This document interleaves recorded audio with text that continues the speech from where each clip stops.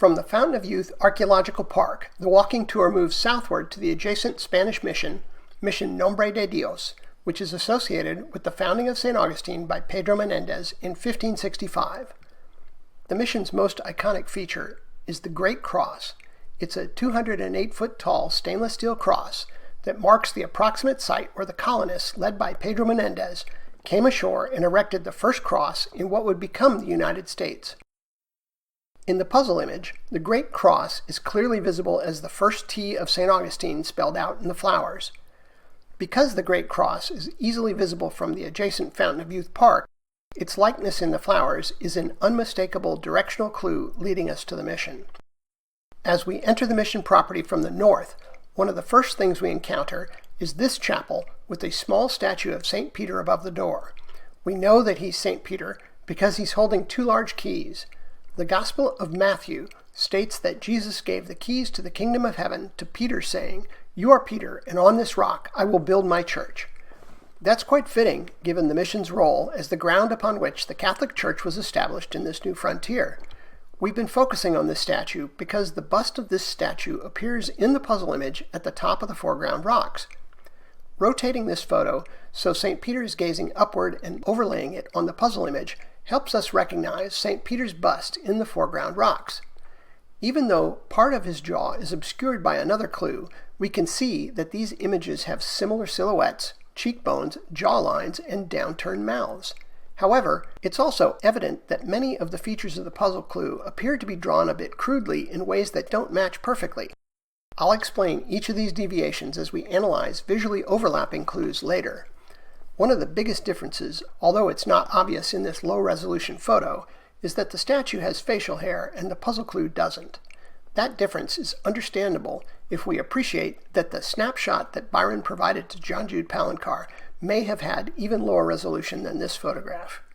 We can see that the previously mentioned stone cross appears in the middle of St. Peter's forehead and, more importantly for identification purposes, cross keys with large rings representing the keys to the kingdom of heaven are etched on his cheek.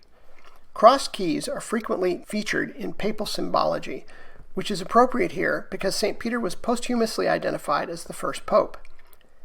As the sapphire in St. Peter's eye suggests, the puzzle will lead us back to this part of the image, but for now we'll move on. The next mission clue involves the small chapel that St. Peter overlooks. This chapel contains a shrine for nursing and expectant mothers, which was one of the most important features of the mission during St. Augustine's first Spanish period. The name of the shrine is Nuestra Señora de la Leche y Bien Parto. In English, that's Our Lady of the Milk and Good Delivery. Considering the high mortality rate of mothers and young children during colonial times, it's understandable why this shrine was so important to the colonists and Christian Native Americans. The clues referencing this shrine include faintly drawn children in the clouds, just above the rock and tree in the background. The rightmost child is the easiest to see. She appears to be a little girl with pigtails and red ribbons in her hair and on her shirt. She's facing leftward and saying something, which draws our attention leftward.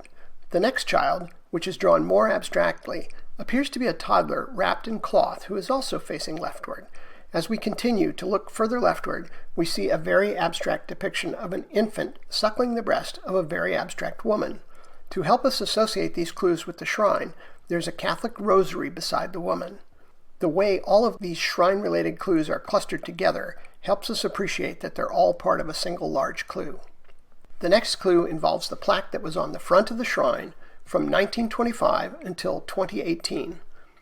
This plaque identifies an earlier incarnation of this chapel as the site of a Native American uprising in 1597 in which a priest and a missionary were martyred. If we look just above and behind the flowers in the puzzle image, we see a clue that references this bloody event. It's an arm gripping a large knife as someone would if they were going to stab someone. Overlapping that clue, we find another clue in the form of an oddly shaped skull. At first, I thought this skull might be a reference to the small cemetery that surrounds the shrine at the mission, but changed my mind after visiting the mission's museum, where Pedro Menendez's casket is prominently displayed. If we look closely at the casket, we see three painted skulls that are similar to the skull in the puzzle image. So I think the skull in the puzzle image references this casket, the casket of the conquistador who founded St. Augustine. The next clue is a peace sign, which apparently references the modern church at the mission named Prince of Peace Church. The final mission clue involves the statue of Father Lopez, the colony's first pastor. This very large clue in the puzzle image shows the unusual hand gesture that Father Lopez makes with his right hand. But notice how the hand in the painting is a left hand. That's an important clue that I'll explain in the next section. For now, notice that we can be reasonably sure this is the same hand gesture because it includes the very distinctive live long and prosper finger gap. When looking at the statue, this distinctive finger gap isn't evident from some angles, but it's clearly visible from others. Mark Bugbee discovered that the Father Lopez statue was created by the same sculptor, Ivan Mestrovich, who created the Bowman statue featured in the Chicago puzzle. That's probably one of the ways that fairy secrets come in twos, which suggests that we're on the correct solution path. When we step back and realize that the foreground rocks contain clues for almost every feature of the mission, it becomes evident that the foreground rocks generally represent the mission. Our walking tour has taken us through the Fountain of Youth Archaeological Park and mission Nombre de Dios. That's been interesting from a historical standpoint, but we've encountered nothing so far to suggest that the cask is buried at either of these sites, which begs the question, where does the puzzle take us next?